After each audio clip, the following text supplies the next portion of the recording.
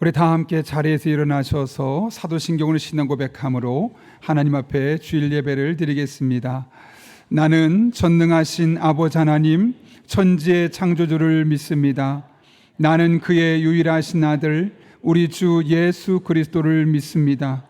그는 성령으로 잉태되어 동정녀 마리아에게서 나시고 본디오 빌라도에게 고난을 받아 십자가에 못 박혀 죽으시고 장사된 지 사흘 만에 죽은 자 가운데서 다시 살아나셨으며 하늘에 오르시어 전능하신 아버지 하나님 우편에 앉아 계시다가 거기로부터 살아있는 자와 죽은 자를 심판하러 오십니다. 나는 성령을 믿으며 거룩한 공교회와 성도의 교제와 죄를 용서받는 것과 몸의 부활과 영생을 믿습니다. 아멘.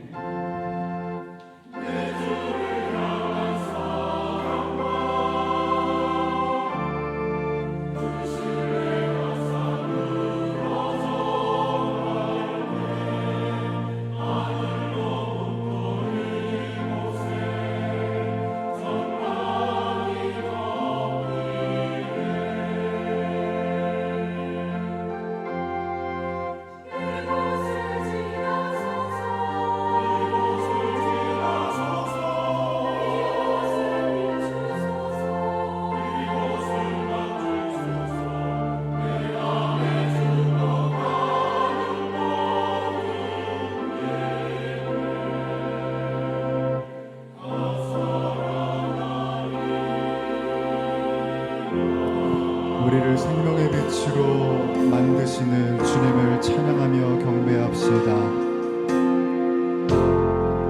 지극히 높은 주님을 나 지성소로 드러납니다. 세상의 죄를 벗고서 주 보좌 앞에 엎드리 내 주를 향한 사랑과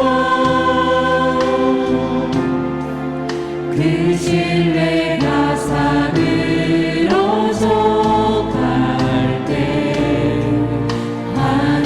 하늘로부터 이곳에 장막이 덮이네.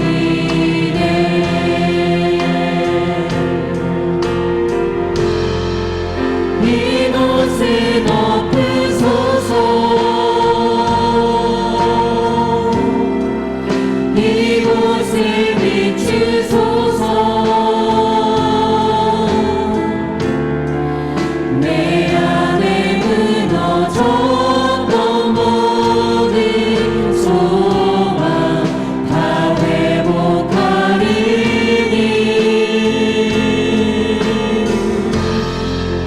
이곳을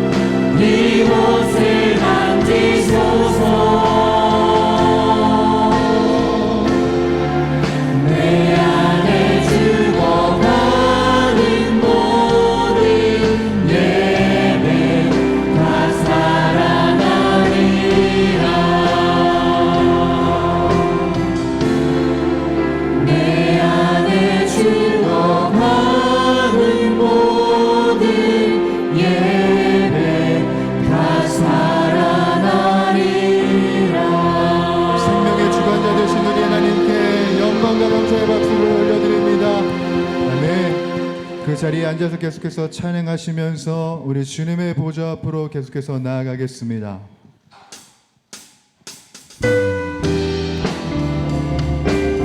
우리들의 슬픔을 기쁨으로 바꿔주시는 주님의 이름을 찬양하십시다. 슬픈 마음 있는 사람 예수 이름 믿으며 영원토록 변함없는 기쁜 마음 얻으리. 슬픈 마음 있는 사람 예수 이름 믿으며 영원토록 변함없는 기쁜 마음 얻으리. 예수의 이름은 세상의 소망이요 예수의 이름은 천국의 기쁨일세. 우리 거룩하신 주의 이름, 거룩하신 주의 이름 너의 방패 삼아라. 환난 시험 당할 때에 주께 기도드려라. 예수의 이름은 세상의 소망이요 예수의 이름은 천국의 기쁨일세. 존귀하신 주의 이름 우리 길편 되도다. 주의 품에 안길 때에 기뻐 찬송 부르리. 예수의 이름은 세상의 소망이요 예수의 이름은 천국의 우리의 목소리로 우리 갈 길 나간 후에 보좌 앞에 나가 우리 왕의 왕께 왕의 왕께 경배하며 우리 가정의 고백을 다시 한 번 더 찬양드립니다. 우리가 길 나간 후에 우리 갈 길 나간 후에 보좌 앞에 나가 왕의 왕께 경배하며 멸류관을 드리리. 예수의 이름은 세상의 소망이요 예수의 이름은 천국의 기쁨일세. 예수의 이름은 세상의 소망이요 예수의 이름은 천국의 기쁨일세. 우리들의 소망 되시는 주님께 다시 한 번 더 영광의 박수를 드립니다.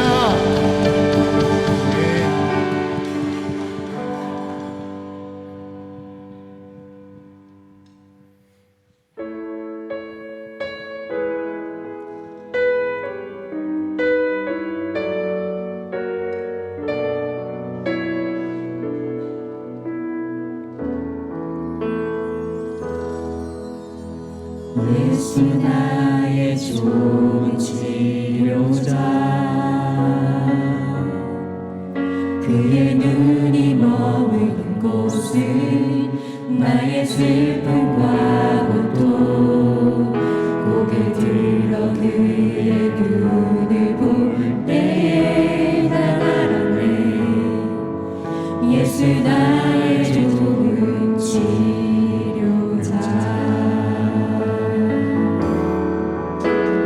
예수 나의 좋은 치료자 그의 손길이 닿는 곳은 나의 상처와 아픔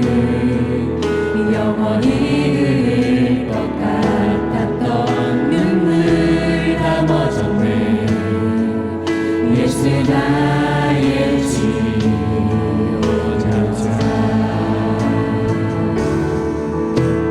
나 노래하리라 전한 나를 돌아보신 구세주를 찬양해 하늘 닿는 곳까지 내 손을 들라 예수 나의 치료자 다시 한 번 더 고백할까요? 예수 나의 좋은 치료자 그의 손길이 닿는 곳은 나의 상처와 아픔 영원히 흐를 것 같았던 눈물 다 멎었네 예수 나의 치료자 믿음으로 선포합시다.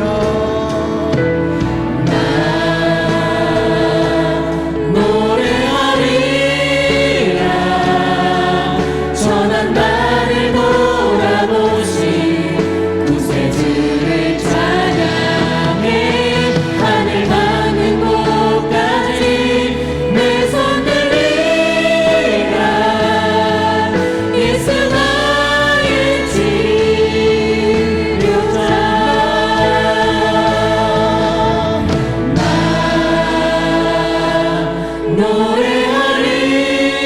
노래하리라 전한 나를 돌아보신 구세주를 찬양해 하늘 닿는 곳까지 내 손 들리라 예수 나의 우리 믿음의 고백을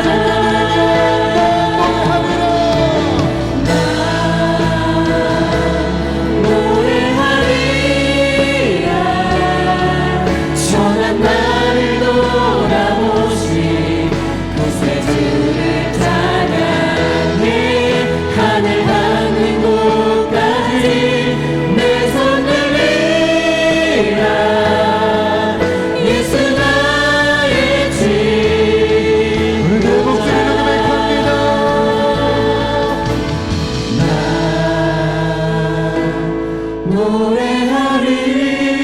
노래하리라 전한 나를 돌아보신 구세주를 찬양해 하늘 닿는 곳까지 내 손 들리라 예수 나의 치료자 예수 나의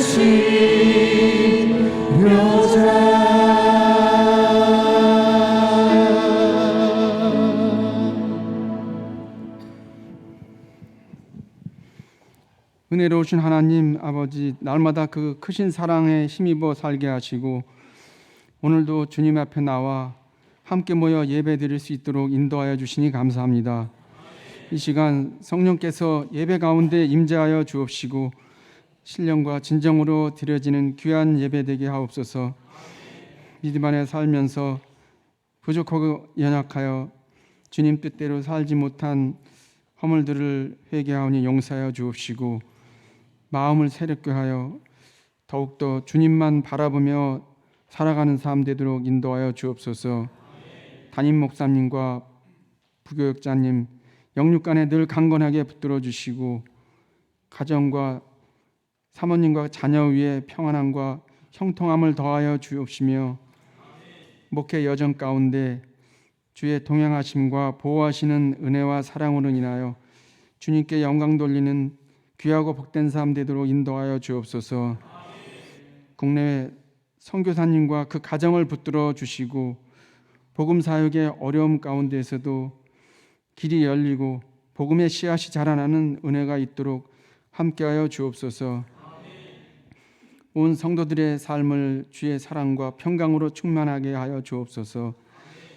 주님 뜻 안에서 살아갈 때에 지혜와 명철을 더하여 주옵시고 시험을 이기며 고난과 역경 가운데에서도 언제나 함께 하시는 주의 능력으로 말미암아 용기 있고 담대하게 살아갈 수 있도록 인도하여 주옵소서.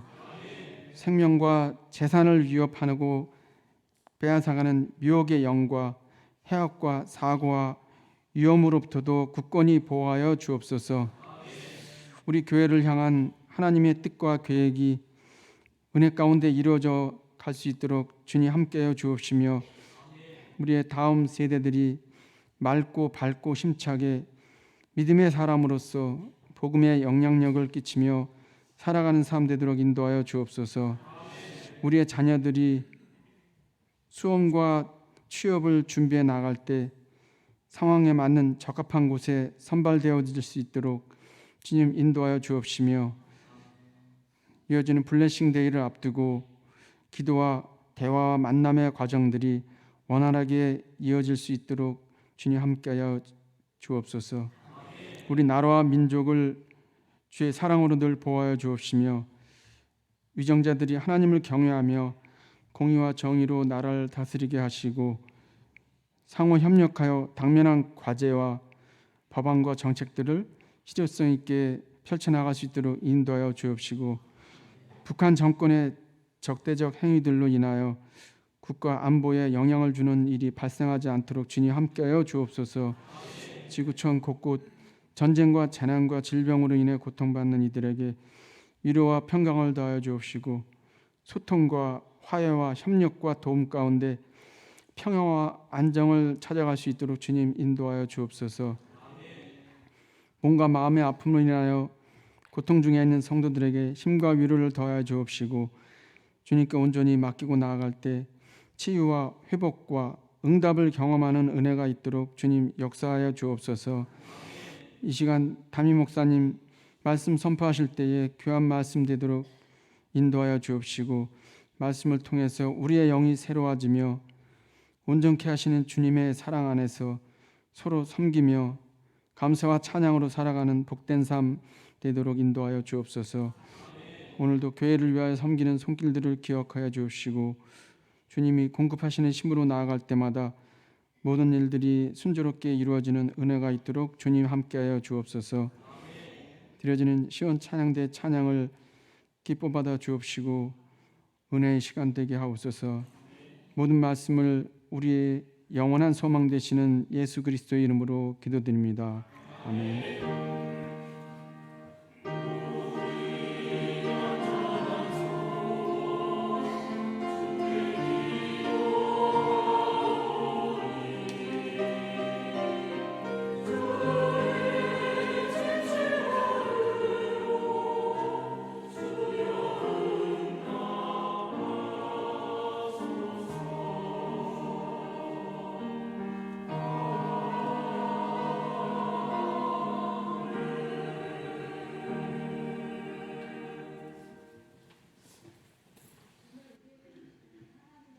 말씀은 열왕기하 23장 28절에서 30절 말씀입니다. 열왕기하 23장 28절에서 30절 말씀입니다. 구약성경 604쪽에 있습니다. 하나님의 말씀을 봉독하겠습니다. 요시아의 남은 사적과 행한 모든 일은 유다 왕 역대 지략에 기록되지 아니하였느냐. 요시아 당시에 애굽의 왕 바로느고가 아수르 왕을 치고자 하여 유브라데 강으로 올라가므로 요시아 왕이 맞서 나갔더니 애굽 왕이 요시아를 무깃도에서 만났을 때 죽인지라. 신복들이 그의 시체를 병거에 싣고 무깃도에서 예루살렘으로 돌아와 그의 무덤에 장사하니 백성들이 요시아의 아들 요아하스를 데려다가 그에게 기름을 붓고 그의 아버지를 대신하여 왕으로 삼았더라. 이것은 하나님의 말씀입니다.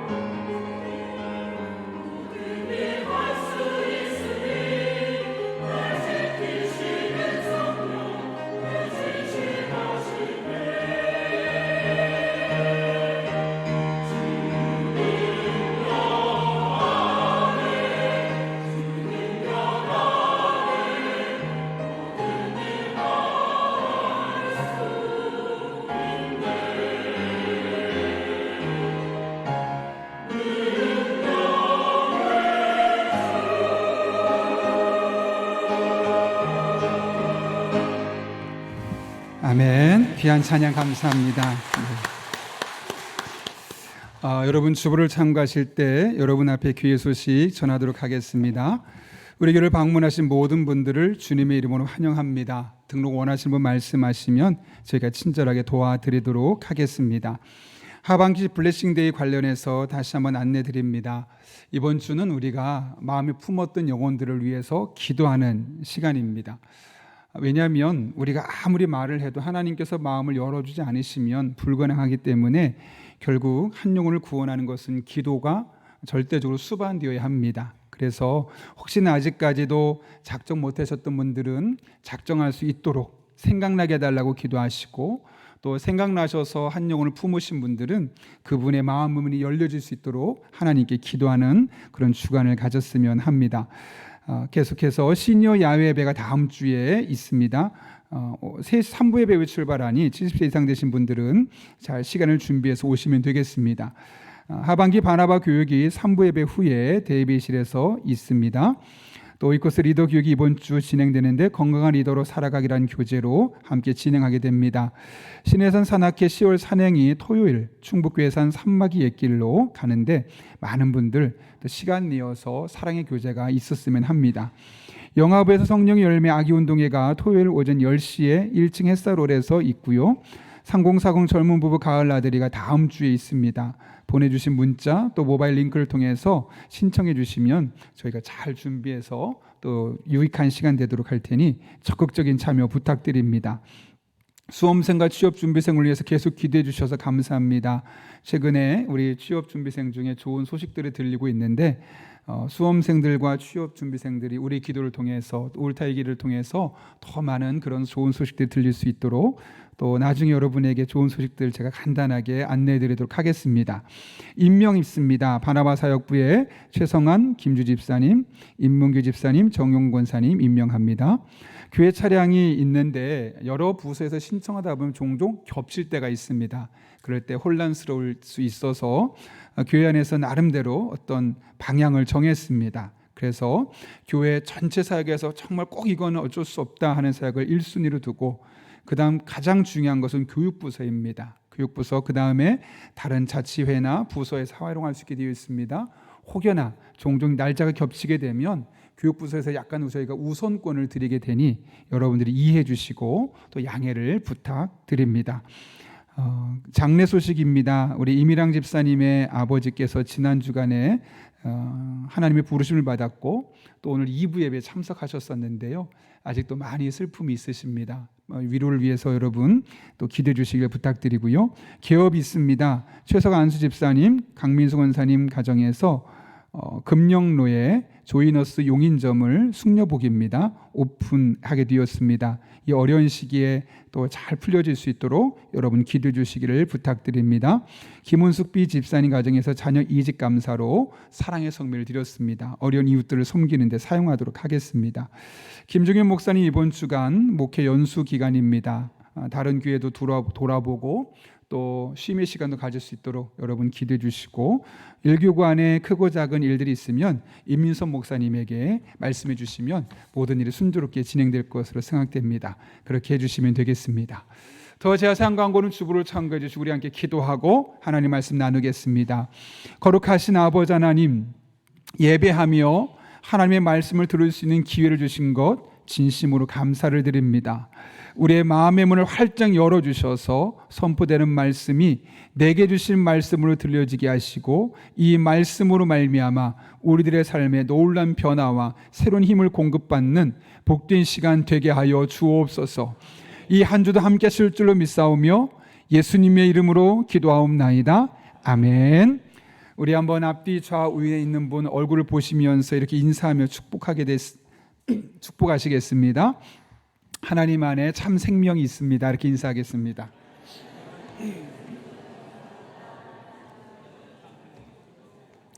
네, 오늘 설교 제목을 혹시 보셨습니까? 죽음이 알려주는 삶의 지혜. 조금 마음이 무겁게 느껴질 수 있는데, 한 달 전쯤에 저와 대학원을 다닐 때 가깝게 지냈던 형님의 아내가 세상을 떠나서 아내와 함께 장례식에 다녀왔습니다. 사실 걱정이 많았습니다. 52살밖에 되지 않은 아내를 먼저 떠나보내고 힘든 시간을 보내고 있을 개척교회 목사님, 또 그 밑에 있는 어린 나이의 4명의 자녀들이 과연 이 어려운 시간을 어떻게 이겨낼 수 있을까 많은 걱정을 안고 갔지만, 그곳에 도착해서 형님을 보고 딸들을 보면서 참 마음에 큰 위안이 되었고, 내 그 걱정 근심은 기우였구나라는 것을 깨닫게 되었습니다. 사실 아이들의 입장에서 어머니의 죽음은 쉽사리 이해되지 않는 상황이었습니다. 아버지가 개척교회를 잘 섬기려면 옆에 아내가 있어야 되겠죠. 또 어린아이 4명을 키우려면 아버지 혼자 하기 힘드니 분명히 어머니가 옆에 있어야 되는 것이 정상인데, 하나님께서는 어머니의 질병을 고쳐주지 않으셔서 세상을 떠나게 된 겁니다. 어린 나이에 그런 하나님이 일하시는 모습을 보며 도무지 이해할 수 없었을 겁니다. 그러나 그 형님도 그 딸들도 그 상황을 잘 이겨낼 수 있었고, 오히려 그 상황을 있는 그대로 잘 수용하고 있는 모습을 보면서 제 마음에 큰 위로가 되었던 것이죠. 나중에 그 이유를 알 수 있었는데, 사실 사모님께서 한 2년여 동안 투병하는 과정 중에 이미 죽음을 준비하고 있었던 겁니다.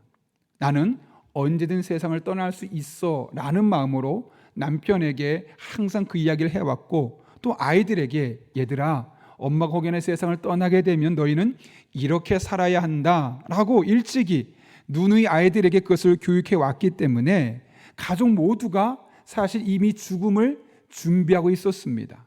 그래서 아내가 세상을 떠나고 어머니가 세상을 떠났을 때 많이 힘들기도 했지만 이내 마음을 추스리고 일어설 수 있었던 것이죠. 그날 장례식에 참여하고 돌아오는 길에 이런 의문이 들었습니다.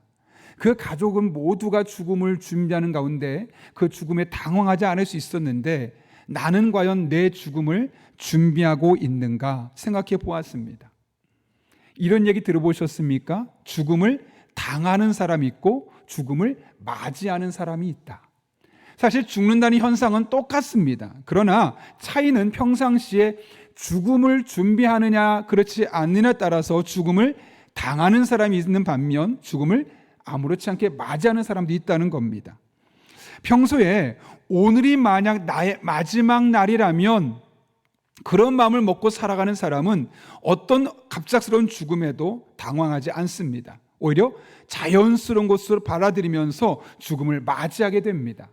그러나 이런 질문을 하지 않고 살아가는 사람, 내가 평생 살 것처럼, 그렇게 살 것처럼 살아가는 사람들은 죽음을 당하게 되면 갑작스럽고 옆에 있는 가족들은 당혹스러움을 감출 수가 없습니다. 왜냐하면 말 그대로 죽음을 당했기 때문에 그렇습니다. 행복, 웰다잉에서 배우다라는 책이 있습니다. 과거에는 웰빙, 현재를 어떻게 잘 살 수 있을까, 그것에 포커스를 맞췄다면 100세 시대를 살아가는 요즘에는 지금 어떻게 잘 살까를 넘어서서 어떻게 하면 나의 죽음을 잘 설계하고 잘 죽을 수 있을까가 중요한 주제라는 것이죠. 그렇게 웰다잉이 중요한 이슈가 되고 있는 시대가 오늘날입니다. 누구든 어떻게 죽을지 아무도 모르지만 언젠간 죽을 수밖에 없다면 그 죽음을 좀 더 품위 있고 아름답게 잘 준비된 가운데 당혹스럽지 않게 보내고 싶다라는 마음이 모든 죽음을 갖고 있는 사람이 갖고 있는 마음입니다.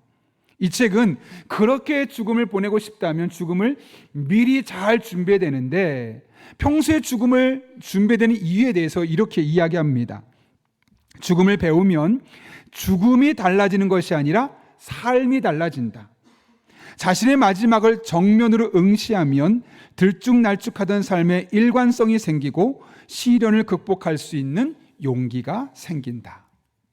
실제로 이를 증명하기 위해서 한 가지 테스트를 했어요. 어떤 거냐면 묘지 안에 머무는 사람과 묘지 밖에 있는 사람들을 대상으로 어떤 실험을 했냐면, 누군가 노트북을 들고 있다 갑자기 떨어뜨리는 겁니다. 그러면 이 사람을 도와주는 모습을 보고 두 사람이 어떤 모습이 다른가 테스트를 해봤는데, 일반적으로 묘지 안에 있는 사람이 묘지 밖에 있는 사람들보다 다른 사람을 도와주려는 의지가 약 40%가 더 강하게 작용한다는 거죠. 또 한 가지가 있는데, 공동묘지 주변을 자주 산책하는 사람들, 주로 미국 같은 경우는 공원 자체가 묘지가 많이 있지 않습니까? 그러니까 이 공동묘지를 정기적으로 산책하는 사람은 낯선 나그네에 대해서 배려하는 마음이 훨씬 더 크다는 거예요. 왜냐하면 늘 묘지 주변을 걷다 보면 비석이 보이죠. 또 무덤이 보이죠. 그걸 보면서 어떤 생각이 들겠습니까? 사람은 저렇게 죽는 것이지, 저 사람은 어떻게 죽었을까? 때론 묘지 앞에 있는 비석을 보면서 이렇게 세상을 떠났구나, 저 사람이 이런 마음으로 살았구나, 늘 이렇게 죽음을 대해서 자각하게 되는 겁니다. 그렇게 죽음을 자각하면서 생기는 유익이 뭐냐면 인내심이 생긴다는 거예요. 어차피 죽을 수도 있는데 한번 참지 뭐. 또 평등의식이 생긴다는 겁니다. 계급에 상관없이, 돈의 유무와 상관없이 같은 관점으로 사람을 바라보는 것이죠. 또 연민의 감정, 아프고 힘든 사람을 보면 그 사람의 마음을 공감할 수 있는 그 마음이 더욱더 깊이 다가설 수 있다는 것이고, 또 감정이입도 훨씬 더 잘하게 된다는 것이고, 평화주의자로 살아가게 된다는 것이죠. 왜냐하면 죽음 안에서 이런 많은 감정들인 사고의 변화가 일어나기 때문에 그렇습니다. 그래서 이 책은 죽음에 대한 준비가 아주 중요하다라고 이야기를 하는 것이죠. 왜냐하면 죽음에 대한 준비는 단순히 어떻게 죽느냐를 넘어서서 그 죽음을 준비하는 과정을 통해서 현재를 잘 살아갈 수 있도록 만들어주기 때문에 그렇습니다. 그런 맥락에서 오늘 본문의 말씀을 함께 살펴보려 합니다.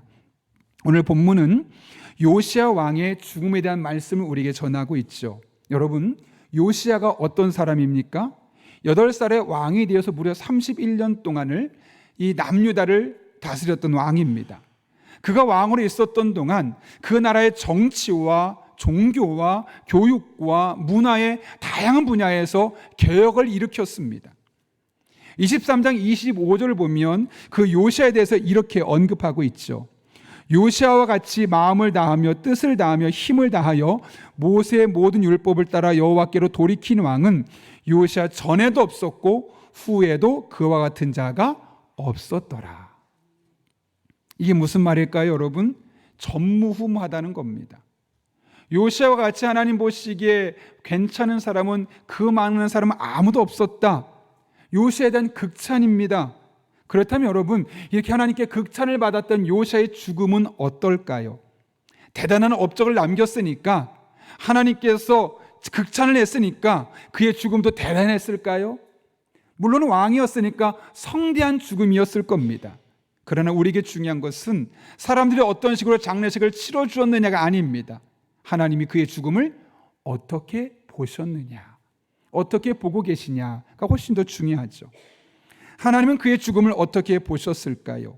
오늘 우리는 본문에서 요시야의 죽음을 통해서 하나님은 죽음을 볼 때 무엇을 중심으로 보시고, 또 그렇다면 우리는 어떻게 우리의 죽음을 준비할 수 있어야 될지를 깨닫게 됩니다. 요시야의 죽음을 통해 깨닫게 되는 첫 번째 교훈은 하나님은 우리의 신앙적인 삶에 관심을 기울이고 계시다는 겁니다.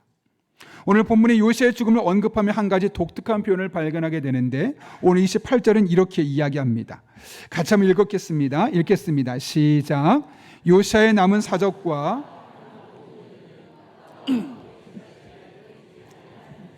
아멘. 여러분, 한 왕이 31년 동안 나라를 다스리며 얼마나 많은 일을 했겠습니까? 다양한 영역에서 엄청나게 많은 일들을 행하지 않았겠습니까?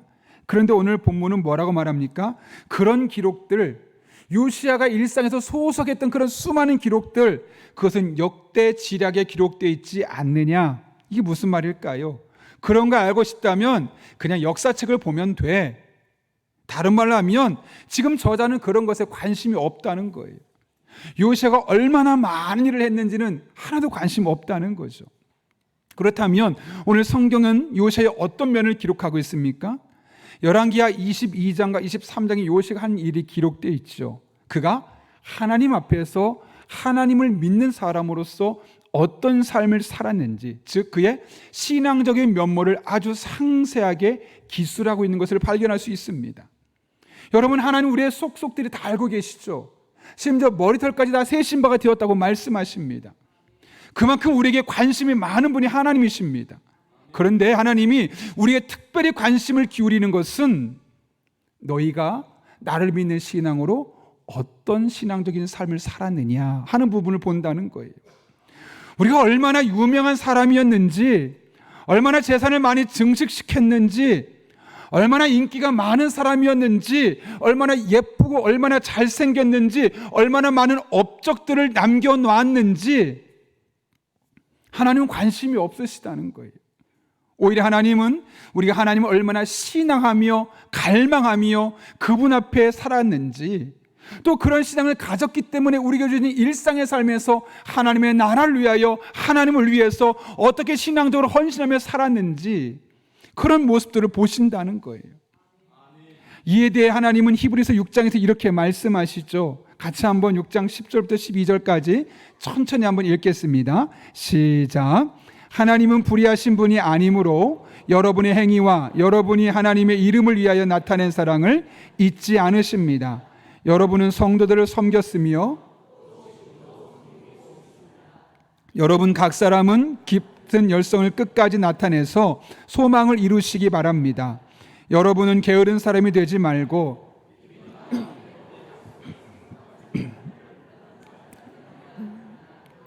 네, 이게 무슨 말일까요? 하나님은 우리들이 일상의 삶에서 하는 모든 행동 하나 다 소중하게 보시지만 우리의 죽음의 순간 이거 다 기억하지 않으신다는 거예요.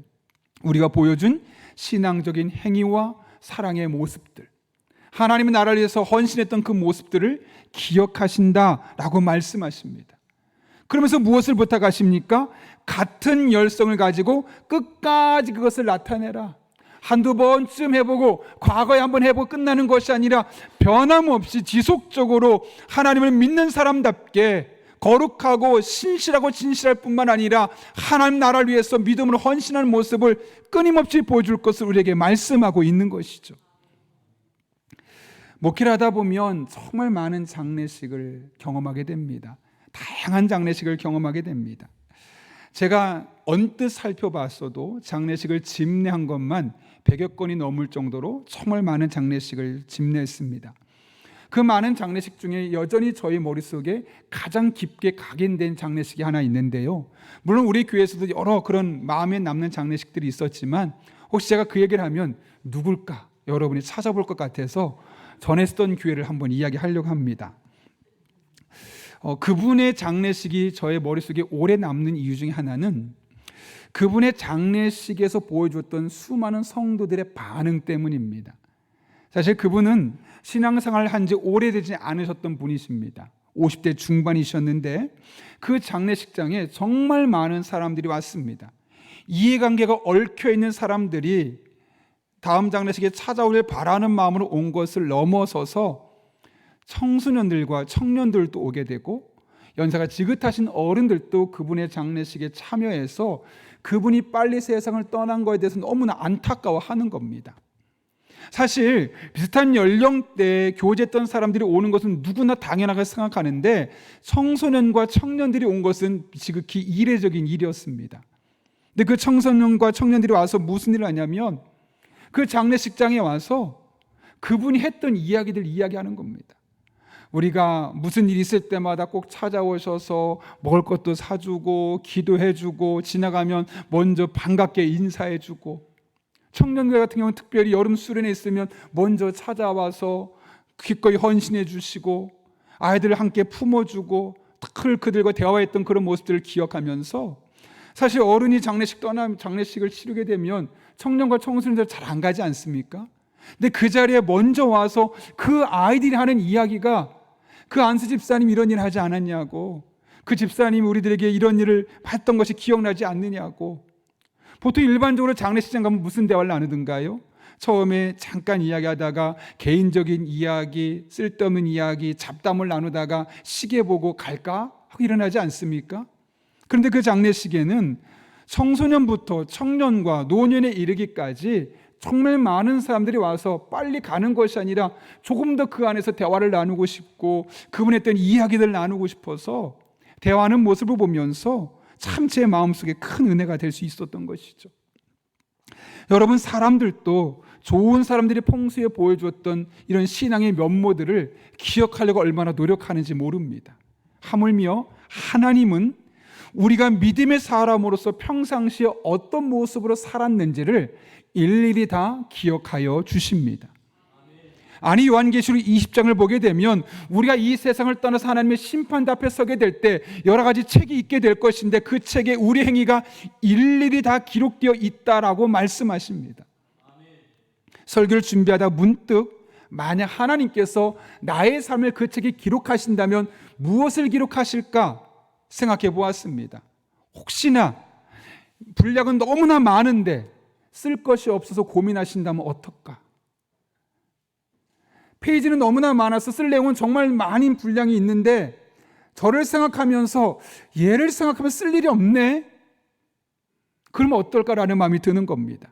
또 한편으로는 쓸 거는 많은데 좋은 일, 은혜가 되는 일, 복된 일이라기보다는 부정적인 일변으로 쓰여지게 된다면 과연 나는 어떨까 하는 마음에 뜨끔하게 됐고, 하나님 앞에 이런 일이 있지 아니하도록 내가 다시 지금부터 잘 삶을 정리해야겠다라는 마음을 가졌습니다.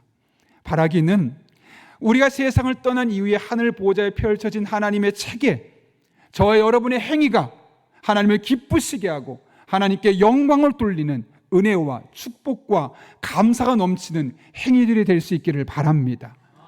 그리고 그런 마음으로 지금 우리에게 주어진 일상의 삶을 믿음으로 잘 살아가는 저 여러분 될 수 있기를 예수님의 이름으로 축원합니다.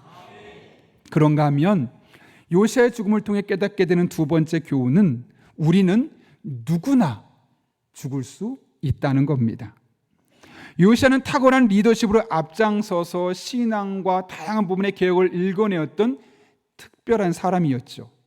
전무후무한 사람이었다고 하나님 분명히 말씀하셨습니다. 그러나 그의 죽음은 매우 실망스러울 정도로 성경에 단 2줄밖에 기록되지 않았습니다. 오늘 29절과 30절 말씀인데요, 같이 한번 보면 천천히 한번 읽어볼까요? 시작. 요시야 당시에 애굽의 왕 바로누고가 요시야 왕이 맞서 나갔더니 애굽 왕이 요시야를 무깃도에서 만났을 때 죽인지라. 신복들이 그의 시체를 병거에 싣고 무깃도에서 예루살렘으로 돌아와 그의 무덤에 장사하니 백성들이 요시야의 아들 여호아스를 데려다가 그에게 기름을 붓고 그의 아버지를 대신하여 왕으로 삼았더라. 아멘. 이 본문의 배경은 갈그미스 전투라는 그 알려진 전투의 내용입니다. 그동안 아수르가 중동의 절대 강자였는데 그 주변에 있던 바벨론이 더욱더 힘을 키우게 됩니다. 아수르의 힘으로 안 되니까 애굽과 동맹을 맺게 되죠. 그때 바벨론이 아수르를 점령하라 하게 되고 그 이야기를 듣고 애굽에서 지원군을 보내려 하는데 문제가 뭐냐면 애굽에서, 즉 이집트에서 아수르를 가려면 반드시 남유다를 지나야만 됐던 겁니다. 그래서 부탁을 합니다. 내가 아수르를 도와주러 가는데 아무 일도 안 하고 조용히 갈 테니까 나를 보내달라. 애굽 왕이 부탁을 하죠. 그런데 그 이야기를 들었던 요시야 왕이 안 된다 하고 그들을 막아서며 전투가 시작되고 결국 화를 맞아서 요시야 왕이 전사하게 됩니다. 지금 이런 배경 속에서 요시야가 죽었다는 이야기를 오늘 본문 29절과 30절에 언급하고 있는 겁니다. 그런데 여러분, 이 요시야의 죽음을 언급하는데 어떻습니까? 멋지게 묘사하지 않습니다. 전무후무한 왕이었다고 이야기합니다. 하나님을 섬기는데 전무후무한 왕이었고 더군다나 왕이었으면 그의 죽음을 멋있게 미화시키거나 또 멋지게 묘사해야 되지 않겠습니까? 그런데 오늘 본문 29절을 보면 애굽 왕이 죽인지라라고 되어 있습니다. 그냥 전사했더라. 그럼 좀 뭔가 그럴듯한데 죽임을 당했다는 거예요. 또 30절에서는 그의 시체를 병거에 싣고 상여가 아니라 그냥 수레 같은 병거에 실어서 끌고 왔다는 거예요. 이처럼 요시야의 죽음을 매우 초라하게 묘사하고 있는 겁니다. 왕이었고 하나님을 섬긴 것이 전무후무할 정도로 특별했던 존재였는데 그가 죽었던 것은 매우 초라하게 오늘 성경에서 묘사하고 있는 것이죠. 동시에 그가 가졌던 모든 권세와 재산도 다 사라져 버렸습니다. 하나님께서 왜 그의 죽음을 이렇게 초라하게 묘사하는 것일까요? 요시야가 싫었던 걸까요? 아니죠. 요시야 왕같이 특별한 사람이 없었습니다. 그럼에도 불구하고 그의 죽음을 초라해 보일 수 있게끔 묘사했던 것은 요시야 왕같이 특별해 보이는 사람의 죽음도 사실은 특별한 것이 아니라는 겁니다. 여러분, 요시야의 단출한 죽음을 보며 무엇을 느끼셨습니까? 하나님은 특별한 요시야의 특별하지 않은 죽음을 통해서 우리 사람은 누구나 죽는다는 것, 그리고 내가 원하는 방식으로 죽지 않을 수도 있다는 것, 그리고 모든 사람의 죽음은 평등하다는 것을 보여주는 겁니다. 왕이었고 특별한 사람이었지만 그의 죽음은 아주 평범하게 싸우다가 죽임을 당했더라. 왕으로 죽든 소시민으로 죽든 그의 죽음을 묘사하는데 별 차이가 없는 것이죠. 이렇게 오늘 요시야의 죽음을 통해 하나님께서 우리에게 이와 같은 말씀을 하고 있는 것이죠. 예전에 제가 경기도 이천에 있는 에덴 낙원 부활교회 초창기에 다녀온 적이 있습니다.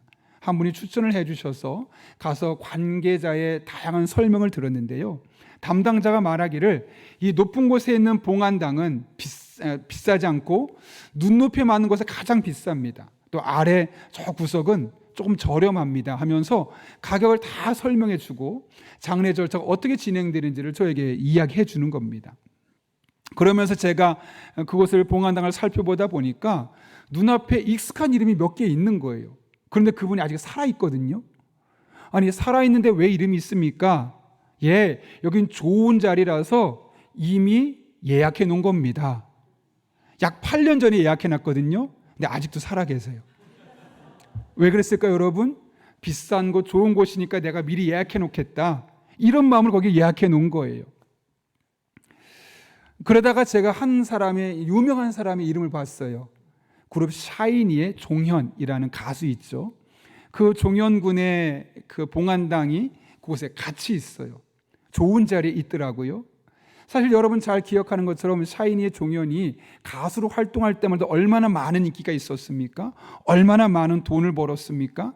심지어 그가 죽었을 때 많은 팬들이 찾아와서 울면서 살아야 된다고, 죽으면 안 된다고 그 무덤까지 찾아오고 봉헌당까지 찾아오지 않았습니까? 그런데 그렇게 7, 8년이 지난 지금은 어떻습니까? 그 존재는 다 잊혀져 버렸고 아무도 그것을 찾아오지 않습니다. 죽음이란 바로 그런 것입니다. 살아있을 때는 많은 인기도 있을 수 있고 많은 돈도 벌 수 있었겠지만 죽음 앞에서 모든 사람은 평범합니다. 또 평등합니다. 그런 맥락에서 우리가 산다는 것은 곧 죽어가고 있다는 것과 다르지 않습니다. 세상에는 모든 사람에게 공평한 것이 두 가지 있다고 그러죠. 하나는 늙어가는 것, 또 하나는 모든 사람은 다 죽는다는 것. 반드시 죽습니다. 누구도 예외가 없습니다. 죽음 앞에 모든 사람은 평등합니다. 그러므로 우리는 나는 죽을 수밖에 없다는 사실을 늘 인식하며 살아야 하는 것이죠. 여러분, 오늘 전쟁에서 요시야가 나는 오늘 전쟁에서 죽을지도 몰라, 난 죽을 거야 라는 마음을 가졌을까요? 만약 그런 마음을 가졌다면, 죽을 줄 알았다면 그 전쟁에 나가지 않았을 겁니다. 그는 죽지 않을 것으로 생각하고 그 전쟁을 나갔지만 그 전쟁에서 죽어버린 것이죠. 우리 인생도 그렇습니다. 내가 언제 어떻게 어떤 모습으로 죽을지 아무도 모르는 겁니다. 그래서 우리는 날마다 순간마다 나는 오늘 죽을 수도 있어 라는 마음으로 살아야 하는 것이고, 이것을 일컬어 우리는 종말론적인 신앙이라고 이야기를 하죠. 그런 신앙을 갖고 살아간다면 우리의 삶에 얼마나 놀라운 변화들이 일어날까요? 여러분, 사도 바울이 나는 날마다 죽노라 라고 고백했습니다. 이게 무슨 말일까요? 첫 번째로는 내 이성과 내 감정들을 죽이고 살겠습니다 라는 말이기도 하지만, 나는 실제로 오늘 죽을 수도 있다는 마음으로 결단했기 때문에 그런 말을 할 수 있는 것이죠. 한번 여러분의 삶에 적용해 볼까요? 여러분, 오늘 아침에 나오실 때 나 오늘 죽을 수도 있어, 아니 난 오늘 몇 시가 될지 모르지만 오늘 반드시 죽게 될 거야 라는 마음을 먹고 왔는데 예배를 드린다면 어떻게 예배를 드리시겠습니까? 여러분이 드린 이 주일 예배는 여러분의 인생에서 마지막으로 드리는 주일 예배가 될 것입니다. 그렇다면 이 예배를 드리는 우리의 마음가짐과 삶의 자세는 달라질 수밖에 없는 겁니다. 설교를 잘하든 못하든 상관없습니다. 내가 듣는 마지막 설교일 테니까요. 찬양을 잘하든 못하든 상관없습니다. 내가 듣는 마지막 찬양 내 찬양일 수 있으니까요. 옆에 있는 사람이 미운 사람이든 내가 좋아하는 사람이든 상관없습니다. 내가 보는 그 사람의 마지막 얼굴일 수 있으니까요. 오늘 죽는다면, 오늘의 내 인생의 마지막이라면 나의 모든 삶은, 그 삶을 향한 자세는 달라질 수밖에 없겠죠. 예배가 끝나고 집으로 가는데 아직 살아 있습니까? 여러분의 자녀와 시간을 보내겠죠. 배우자와 함께 시간을 보내겠죠. 그 시간은 여러분에게 마지막 시간이 될 수도 있는 겁니다. 여러분의 배우자에게 어떻게 하시겠습니까? 여러분의 아이들과 그 시간을 어떻게 보내시겠습니까? 나는 날마다 죽노라, 단순한 표어와 구호가 아니라 그것을 내 삶에 적용하고 매일매일 내가 오늘 언제 어떻게 죽을지 몰라라는 마음으로 살아간다면 미워할 사람이 아무도 없고 실망할 일도 없고 모든 것이 감사하고 매 순간순간 우리는 최선을 다할 수밖에 없는 것이죠. 우리의 가정에서, 우리의 직장에서, 우리의 교회에서 우리의 삶이 과거와 얼마나 다른 일상을 보낼 수 있겠습니까? 오늘 사셨습니까? 그럼 내일 나는 날마다 죽노라? 나는 월요일에 죽을 수도 있어. 그런 마음으로 또 월요일을 살아가는 겁니다. 사셨습니까? 화요일을, 수요일을 매일매일 나는 오늘 죽는다 라는 마음으로 내게 주어진 일상의 삶을 살아간다면 우리의 삶은 놀라운 변화 일어날 수밖에 없는 것이죠. 이 같은 사실을 알았던 솔로몬은 전도서 7장에서 이렇게 선언합니다. 같이 한번 천천히 2절부터 4절까지 읽겠습니다. 시작. 초상집에 가는 것이 잔치집에 가는 것보다 나으니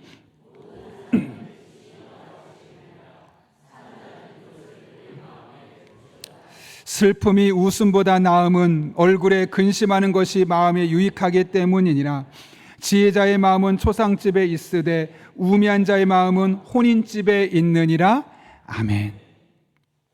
그렇게 생각하십니까? 그렇습니다. 솔로몬이 이 모든 인생을 다 살아보고 노년에 더구나 하나님 주신 지혜로 다른 사람은 경험하지 못한 것을 경험하거나 사는 이야기입니다. 초상집에서 늘 죽음을 의식하고 인식하며 사는 삶이야말로 가장 지혜로운 삶이다. 사람은 누구나 죽습니다. 저도 여러분도 죽습니다. 언제 죽을지 모릅니다. 그러므로 중요한 것은 죽느냐 아니냐, 언제 죽느냐가 아니라 어떻게 죽느냐이죠. 이번 추석 명절에 저희 아버지와 함께 정말 오랜만에 저녁에 1시간 정도 시골길을, 저희 집이 시골이거든요. 그래서 시골길을 산책하면서 이런저런 이야기를 나눴습니다. 저한테 늘 목사님 하면서 존댓말을 하시는데요. 목사님 교회는 요즘 어때요? 잘 지내요? 그럼 저도 아버지께 이야기를 하고, 목사님 아들, 큰아들 좀 어떻게 지내요? 공부 열심히 하고 있어요? 또 아이가 어떻게 지내고 있는지 이야기를 하고, 그러다가 이제 길을 걷다가 도로 주변에 제 방에 다리가 있잖아요. 그 다리에 아버지와 함께 바닥에 주저앉아서 대화를 나누려 하는데 바로 앞에 저의 친구 집이 보이더라고요. 저는 그 친구 집을 지날 때마다 늘 마음이 좀 아파요. 왜냐하면 그 친구는 제가 어릴 때부터 교회 가자.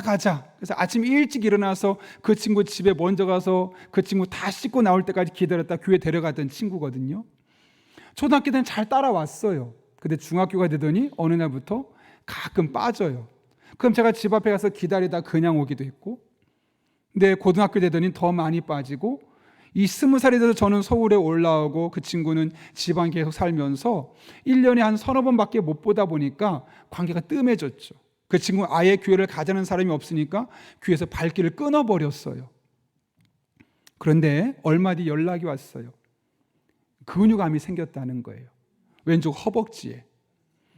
서울에 있는 원자력병원에 와서 제가 함께 병문안도 가고 치료도 받았지만 나아지지가 않죠. 결국 점점 근육이 썩어 들어가면서 살점을 도려낼 수밖에 없었고, 그 고통을 견디다 못해서 스스로 자신의 삶을 20대 후반에 스스로 끝냈던 친구입니다. 저는 그 친구를 보면 참 마음이 아파요. 그리고 안타까워요. 20대 세상을 떠났기 때문이라기보다는 그 친구가 예수님을 만났더라면, 복음의 능력을 알았더라면 어땠을까?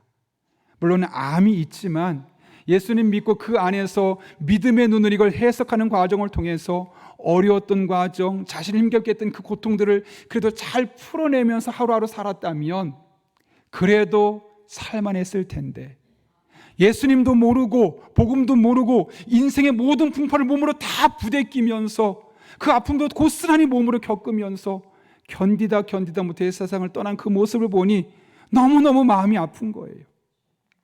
한편으로는 아쉽고 한편으로는 미안하고 후회가 되는 거죠. 만약 그때 조금만 더 안타까운 마음을 가지고 그 친구에게 다가서서 교회 가자, 예수님밖에 없어, 믿어야 돼, 암이니까 더욱더 믿어야 되라고 제가 부탁을 하고 찾아가서 그 친구가 예수님을 만났다면, 그래서 믿음의 눈으로 자신이 암을 해석하고 살든 세상을 떠나든 하나님 안에 살아갈 수 있었다면 정말 복된 인생이었을 텐데, 예수님을 알지 못하고 인생의 모든 풍파를 20대 후반에 다 겪다가 스스로 인생을 마감하는 그 모습을 보면서 너무너무 마음이 아픈 거죠. 저는 그 친구 집을 지날 때마다 늘 마음이 미안해요. 아마 제가 세상을 떠나는 그날까지, 그 집이 존재하는 그날까지 늘 그런 마음을 품을 것 같아요. 여러분, 사람은 누구나 죽습니다. 중요한 것은 예수님을 믿고 알고 죽느냐, 아니면 그렇지 않고 살면서 인생의 모든 풍파를 몸으로 겪다가 세상을 떠났냐입니다. 아무리 많은 돈을 벌었어도 복음을 모르고 죽는다면 무슨 의미가 있겠습니까? 아무리 성공하고 아무리 유명한 사람이 되었어도 복음을 모르고 죽는다면 그것이 그의 삶에 무슨 의미가 있겠습니까? 아무리 많은 사람을 만나서 인맥이 탄탄해도, 그래서 그가 죽었을 때 많은 위로할 사람이 있어도 그가 복음을 모르고 죽는다면 그것이 그에게 무슨 의미가 있겠습니까? 건강한 몸이 있어서 다양한 것들을 할 수 있었다 할지라도 그가 복음을 모르고 세상을 떠난다면 그것이 그에게 무슨 의미가 있겠습니까? 복음을 모른다면 다 가졌어도 아무것도 안 가진 것과 다를 바가 없습니다. 문제는 우리 주변에 그런 사람이 많이 있다는 거예요. 내가 조금만 더 다가서고 조금만 더 기도했으면 마음의 문을 열고 복음을 받아들이고 하나님 안에서 인생의 풍파를 믿음의 눈을 해석하고 살아갈 수 있는 그런 은혜를 경험할 수 있었을 터인데, 그 복음을 몰라서, 그 예수님을 몰라서 인생의 모든 풍파를 몸으로 부대끼고 모든 고통을 마음으로 다 겪고 실험하면서 살아가는 사람이 너무나 많다는 거죠. 그들이 그렇게 세상을 떠난다면 여러분의 마음이 어떨까요? 후회가 되겠죠. 속상하겠죠. 마음이 아프겠죠. 더 늦기 전에 우리가 그들에게 복음을 전할 수 있기를 바랍니다. 블레싱 데이를 왜 할까요, 여러분? 진짜 복이 무엇일까? 진짜 축복이 무엇일까? 바로 예수님을 만나는 것이라는 거죠. 아무리 공부를 잘해서 명문대 가면 뭐 하겠습니까? 아무리 좋은 직장, 돈 많이 버는 직장에 가서 잘 살다가 노후가 보장되어서 90세, 100세 살다 세상을 떠나면 그것이 무슨 의미가 있겠습니까? 예수님을 아는 것이 가장 복된 것임을 알고 그들에게 복음을 전하는 것. 그래서 그들이 예수님을 믿고 그분 안에서 주어진 일상의 삶을 살아갈 수 있는 것이 가장 복된 것이죠. 여러분, 모든 사람은 죽습니다. 그들에게 필요한 것은 좋은 약도 아니요, 더 많은 위로도 아니요, 더 오래 살 수 있는 돈도 아니요. 물론 다 필요하지만 가장 중요한 것은 예수님이고 복음이고 그리스도의 십자가입니다. 오늘 죽음을 통해 우리가 깨달아야 될 교훈은 바로 여기에 있습니다. 우리 주변에 죽어가는 한 영혼에게 이 예수님을 전하는 저와 여러분 될 수 있기를 바랍니다. 지금 당장은 꽁꽁 마음을 묶어놓고 있어도 하나님이 반드시 틈이 벌어지게 할 것이고, 그것으로 복음이 들어가는 순간 그 영혼은 예수님을 만나게 될 것입니다. 그런 은혜가 저 여러분의 삶까지 경험될 수 있기를 예수님의 이름으로 축원합니다. 함께 기도하겠습니다. 이 시간 기도하실 때 오늘 말씀을 기억하며 하나님 앞에 기도합니다. 죽음 앞에 우리가 배워야 될 교훈은 첫 번째로는 하나님은 우리가 믿음으로 어떻게 살았는지를 보신다는 것, 남은 평생 믿음으로 살아가고 믿음으로 헌신하며 하나님의 영광에 쓰임받는 주의 종들 될 수 있게 해달라고 기도합니다. 또 한 가지 기도할 때 하나님 앞에 사람은 누구나 죽을 수밖에 없는데 예수님을 알고 예수님을 믿고 그분 앞에 죽어갈 수 있는 수많은 영혼들이 우리 주변에 많아질 수 있게 해달라고, 그런 복음의 능력이 예수님을 모르는 이들에게 전해지게 하시고 그들의 마음의 문이 열려질 수 있게 해달라고, 이 같은 두 가지 기도 제목 가지고 이 시간 한 1분 정도 간절히 기도하겠습니다. 거룩하신 아버지 하나님, 하나님의 은혜를 삼아하며 능력을 삼아하며 지혜와 임재를 삼아하며 간절히 기도하며 나아갑니다. 이 시간 친히 함께 해주셔서 하나님의 말씀을 따라 나아갈 때 아버지 하나님, 우리가 죽음 앞에 어떤 것을 생각하고 어떤 모습으로 살아야 할지를 깨닫게 됩니다. 열심히 사는 것을 하나님 기억하는 것이 아니요 믿음으로 어떤 모습으로 살았는지를 보신다 말씀하셨는데 그 수고 헌신을 일일이 기억하게 하여 주시옵고 하나님의 나라를 위해 하나님 영광에 귀하게 쓰임받는 주의 종들의 삶이 되게 하여 주옵소서. 거룩하신 아버지 하나님, 뿐만 아니라 사람은 누구나 죽을 수밖에 없는데 언제 죽을까가 아니라 어떻게 죽을까를 우리가 늘 고민하며 살길 원합니다. 가장 중요한 것은 예수님을 믿고 그분 앞에 살아가는 것인데, 혹여나 우리 주변에 예수님을 알지 못해서 죽음의 길을 걷고 있는 자들이 있다면 그들에게 복음을 전할 때 마음의 문을 열어주시고 함께 예수님 안에서 참 행복과 기쁨을 경험할 수 있는 놀라운 은혜가 우리를 통해 열려지게 하여 주옵소서. 그렇게 하나님의 은혜를 경험하게 하여 주옵소서. 거룩하신 아버지 하나님, 오늘 하나님의 말씀을 통하여 죽음 앞에 우리가 어떤 모습으로 일상의 삶을 살아야 할지를 깨닫게 하신 것 진심으로 감사를 드립니다. 하나님 아버지, 하나님 앞에 늘 믿음의 사람으로 신실하고 진실하고 거룩하고 주신 은사와 재능으로 하나님을 멋지게 섬기다 세상을 떠나가는 우리 한 사람 한 사람 되게 하여 주옵소서. 뿐만 아니라 사람은 누구나 죽을 수밖에 없는데 원하는 방식으로 죽는 것도 아니요 원하는 시기에 죽는 것도 아니요 갑작스럽게 죽을 수밖에 없사온데 예수님을 믿고 알고 죽는 것이 가장 복된 것임을 깨닫게 하시는 은혜 진심으로 감사를 드립니다. 우리 주변에 그렇게 인생의 모든 풍파를 몸으로 맞으며 살아가는 사람들에게 우리가 복음의 능력이신 예수님을 전하게 해 주시옵고 그들의 마음의 문이 열려져서 함께 예수님을 믿는 은혜와 기쁨과 감격을 경험하게 하여 주옵소서. 예수님의 이름으로 기도합나이다. 아멘. 우리 찬송가 484장 부르실 때 마지막 절에 일어서서 봉헌하시겠습니다.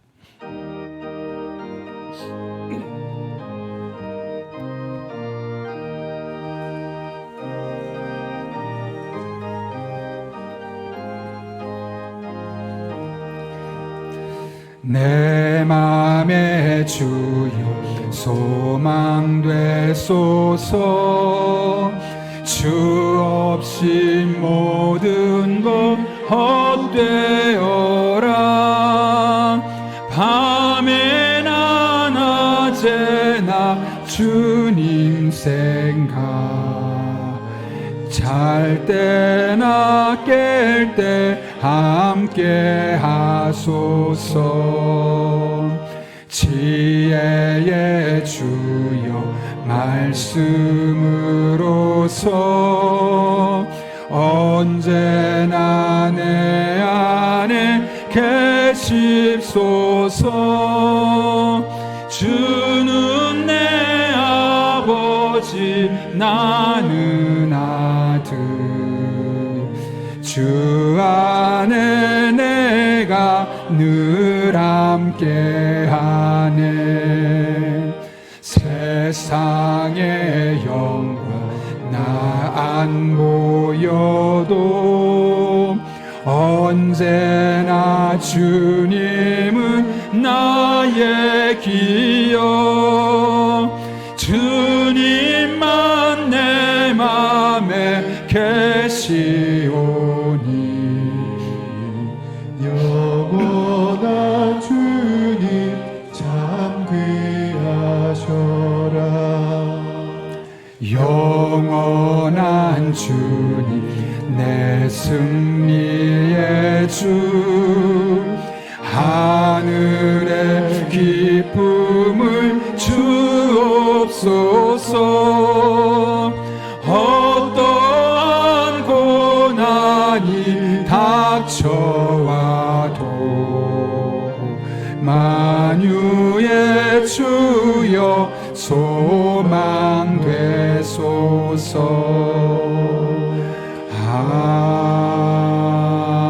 아멘.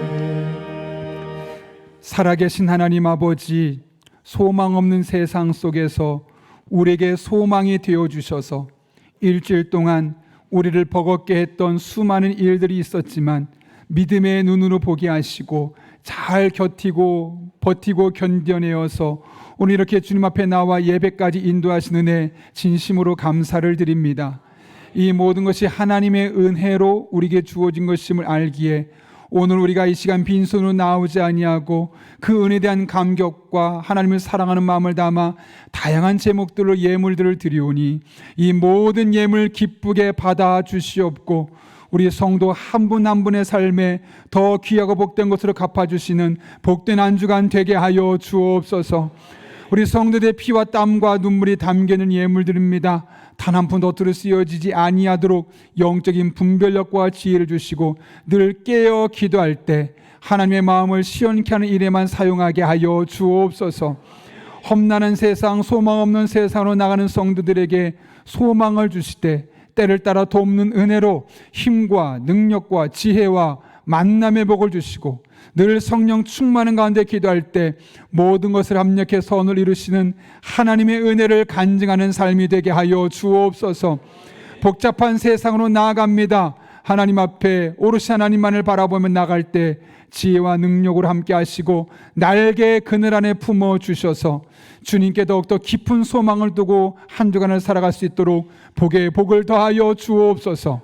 함께 하실 줄로 믿사오며 예수님의 이름으로 기도합나이다. 아멘.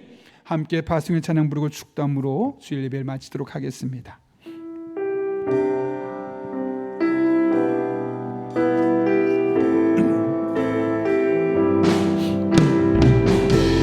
우리 피난처신 주님 앞에 믿음을 고백하며 나아갑니다. 나의 피난처 예수, 가사를 묵상하며 믿음을 고백하며 나아갑니다. 나의 피난처 예수, 주님만이 우리 인생의 피난처가 되십니다. 나의 가는 길에 거센 바람 몰아쳐와도 나의 피난처 예수 의지해요. 그분만을 사랑합니다. 나는 영원히 주님 사랑해요. 아멘. 나는 영원히 주님 사랑해요. 세상 어떤 것도 나의 사랑 끊을 수 없네. 나는 영원히 주님 사랑해요. 함께 믿음으로 고백합니다. 아버지 나를 사랑하시니 나의 모든 것 주께 드려요. 아멘. 아버지 내가 여기 있으니 주님 영광 위하여 써주세요.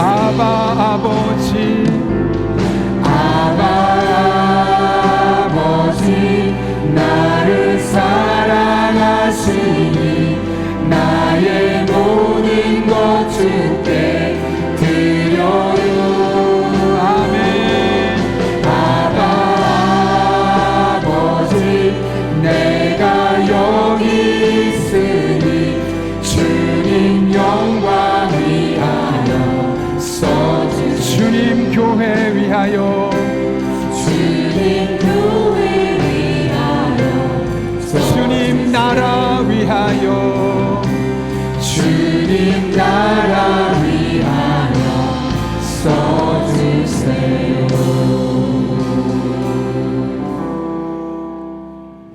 지금은 우리 주 예수 그리스도의 은혜와 하나님 아버지의 변함없는 사랑과 성령님의 역사하심이 오늘 주신 말씀을 내게 주신 말씀으로 받고 죽음 앞에서 내게 주어진 일상 속에서 주신 은사를 따라 하나님의 나라를 위해서 열심히 헌신하며 살기로 결단하며 우리에게 누구나 죽을 수밖에 없지만 어떻게 죽느냐가 중요한지를 깨닫고 예수님을 모르는 이들에게 복음을 전하고 예수님을 소개하는 삶을 살기로 결단하는 이 자리에 머리 숙인 한 영혼 위에 그들의 삶의 자리, 우리 교회와 나라와 민족, 북한 땅과 온 세계 열방 가운데 이제부터 영원토록 함께 하시옵기를 간절히 축원하옵나이다.